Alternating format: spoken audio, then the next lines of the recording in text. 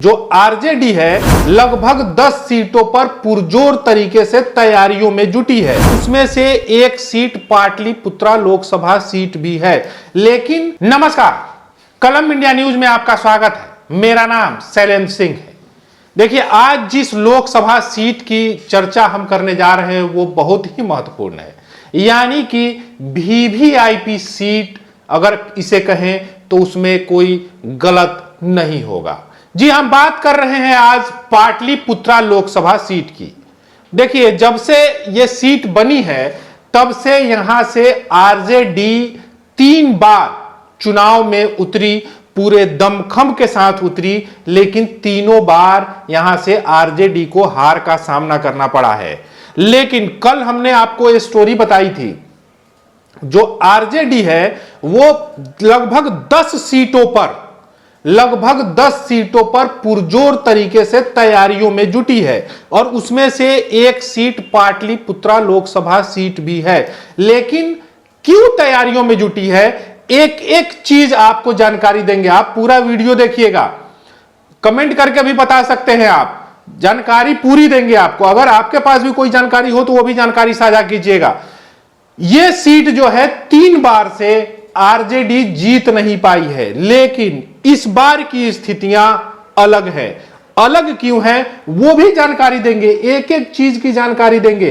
देखिए, यहां से बीजेपी के रामकृपाल यादव, सुन लीजिए, रामकृपाल यादव यहां से सांसद हैं बीजेपी के, लेकिन तीनों बार ये इस सीट की खासियत रही है कि यहां पर हमेशा यादव वर्सेज यादव ही चुनाव होते हैं, यानी कि एक तरफ से यादव, सामने वाला भी यादव, ऐसे में वोटों का बंटवारा होता है।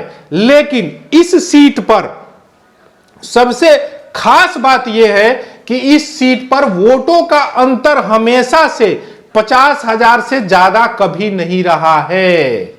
ये सबसे महत्वपूर्ण बात है। देखिए, पिछली बार का भी अगर आंकड़ा देख लीजिए तो लगभग 5,10,000 के अप्रोक्स रामकृपाल यादव को वोट आए थे और वहीं 4,70,000 से ज्यादा वोट मीसा भारती, यानी कि लालू यादव की बेटी मीसा भारती को यहां से 4,70,000 से ज्यादा वोट आए थे, यानी कि मुकाबला कांटे का था। और 2024 में क्या स्थितियां रहने वाली हैं, क्योंकि देखिए पिछली बार 2019 में स्थितियां अलग थी, जेडीयू और बीजेपी साथ में थी, लेकिन इस बार जेडीयू आरजेडी के साथ में है। तो क्या ये जो वोटों का अंतर है, 40,000 50,000 वोटों का अंतर है, क्या वो अंतर आने वाले चुनाव में आरजेडी पाट पाएगी, यानी कि इंडिया गठबंधन पाट पाएगी? क्योंकि आरजेडी पूरे तरीके से पाटलिपुत्रा लोकसभा सीट पर जुट गई है। चलिए, आपको सिलसिलेवार ढंग से बताते हैं इस लोकसभा सीट के बारे में, क्यों वीवीआईपी सीट कह रहे हैं हम। देखिए, 2008 में इस सीट पर का परिसीमन हुआ था और 2009 में पहली बार यहां से चुनाव हुआ था। यहां से लालू यादव भी चुनाव लड़ चुके हैं, हालांकि उन्हें भी हार का सामना करना पड़ा था। मीसा भारती भी, उनकी जो बड़ी बेटी है मीसा भारती, भी चुनाव लड़ी थी, उनको भी हार का सामना करना पड़ा था। वहीं अगर इस सीट पर जातीय समीकरण की बात कीजिएगा तो आपको पहले ही बता दिया कि भैया यहां पे यादवों की संख्या ज्यादा है। वहीं अगर 2009 की बात किया जाए तो 2009 में लालू यादव यहां से आरजेडी से चुनावी मैदान में थे, उनको रंजन यादव के सामने हार का सामना करना पड़ा था। 2009 की बात है, जेडीयू से रंजन यादव चुनाव लड़ रहे थे, लेकिन अब आरजेडी और जेडीयू साथ में है। ऐसे में यहां पे 2024 में क्या स्थितियां बनने वाली है आप समझ सकते हैं। देखिए, यहां इसमें इस लोकसभा ये वीवीआईपी जो सीट है पाटलिपुत्रा लोकसभा सीट, यहां पे 6 विधानसभा सीटें आती हैं, दानापुर, मनेर, फुलवारी, मसौड़ी, पालीगंज, विक्रम। ये 6 विधानसभा सीटें हैं जिसको जो मिलाकर के ये पाटलिपुत्रा लोकसभा सीट बना है। वहीं अगर जातीय समीकरण की बात करें तो देखिए, यादव यहां तो महत्वपूर्ण है ही, जो लगभग 30% वोटर्स जो हैं वो यादव जाति से आते हैं। वहीं पे कुर्मी और भूमिहार की संख्या लगभग 40% से ज्यादा है। अगर कुर्मी और भूमिहार दोनों को मिला दिया जाए तो ये दोनों वोटर्स जो हैं वो 40% से ज्यादा हैं। हालांकि आपको पहले भी हमने बताया कि यहां पे वोटों का अंतर जो है, जीत हार का अंतर जो है वो 40,000 45,000 के करीब रहा है अभी तक। देखिए, इससे पहले भी आपको हमने बताया कि 2019 में जो है रामकृपाल यादव को लगभग 5,10,000 के अप्रोक्स वोट आए थे और जो है मीसा भारती 4,70,000 के करीब वोट आया था उनको भी। लेकिन अब स्थितियां बदल गई हैं, यानी कि पिछली बार जेडीयू बीजेपी के साथ थी, अब की बार आरजेडी के साथ है। तो ऐसे में स्थितियां बदल गई हैं, तो आप सोच सकते हैं कि क्या स्थितियां होने वाली हैं। अच्छा, यहां पे पाटलिपुत्रा लोकसभा में अगर समस्याओं की बात करें तो समस्याएं तो कई हैं, लेकिन अगर परफेक्शन IAS, UPSE और BPSC फाउंडेशन क्लासेस के लिए समर्पित संस्थान। यहाँ आपको UPSE selected and interview appeared faculties द्वारा गाइड किया जाता है। Separate batches for Hindi and English medium. 65वीं और 64वीं BPSC एग्जाम में 69 और 107 रिजल्ट्स एवं 66वीं BPSC एग्जाम में 131 रिजल्ट्स हासिल किया है परफेक्शन IAS टीम ने। Perfection IAS, Kumar boring road, Patna. और कुछ समस्याओं की बात करें तो जैसे कि अभी बुनियादी सुविधाएं भी कई इलाकों में नहीं पहुंची हैं, जिसको लेकर के ये इस बार के इलेक्शन में मुद्दे उठेंगे जरूर।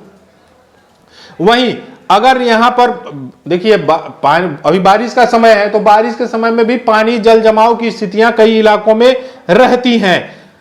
इसको लेकर के हमने कलम इंडिया न्यूज के रिपोर्टर भी हमने भेजे थे, वहां पे लोगों से बातचीत करी थी। तो लोग, हालांकि उसमें मिला जुला प्रतिक्रिया जो है मिला था, लोग कह रहे थे कि हाँ ठीक है कुछ काम हुआ है, कुछ लोग कह रहे थे कि कुछ काम नहीं हुआ है। लेकिन जिस तरीके से 2024 में स्थितियां बनने वाली हैं वो चीज भी आपको बता देते हैं। ये बहुत महत्वपूर्ण पार्ट है। देखिए, आप वीडियो के लास्ट तक बने रहिएगा, बड़ी खबर हम आपको देने जा रहे हैं। कई नए चेहरे, देखिए 2024 के चुनाव में पाटलिपुत्रा लोकसभा से कई नए चेहरे भी आपको देखने को मिल सकते हैं। उसमें एक रीतलाल यादव भी हैं। देखिए, दबंग छवि के नेता हैं, अच्छे खासे वोट बैंक पर जो है उनका होल्ड है। ऐसे में रीतलाल यादव भी यहां से चुनाव लड़ने की तैयारी में हैं। हालांकि वो चुनाव लड़ेंगे कि नहीं लड़ेंगे ये तो आरजेडी को तय करना है, इंडिया गठबंधन को तय करना है। लेकिन कहा जा रहा है कि रीतलाल यादव भी चुनाव की तैयारी में है। ये बड़ी खबर है, ये आपको कम जगह पे देखने को मिलेगी, क्योंकि रीतलाल यादव भी कई साल से विधायक हैं। अच्छा भैया यादव है। सबसे बड़ी बात है कि देखिए यादवों में क्या है कि यादवों में जो नेता बढ़ जाता है वो अगर विधायक है तो वो सांसदी के लिए ट्राई करता है। तो रीतलाल यादव भी देखिए, उनका जब काफिला वगैरह देखते होंगे आप, तो भाई साहब दबंग नेता है, तो 20, 25, 30 गाड़ियों का काफिला लेके चलते हैं भैया, अच्छी ठाठ बाट से रहते हैं। तो ऐसे में उनकी भी जो दावेदारी है वो महत्वपूर्ण हो जाती है।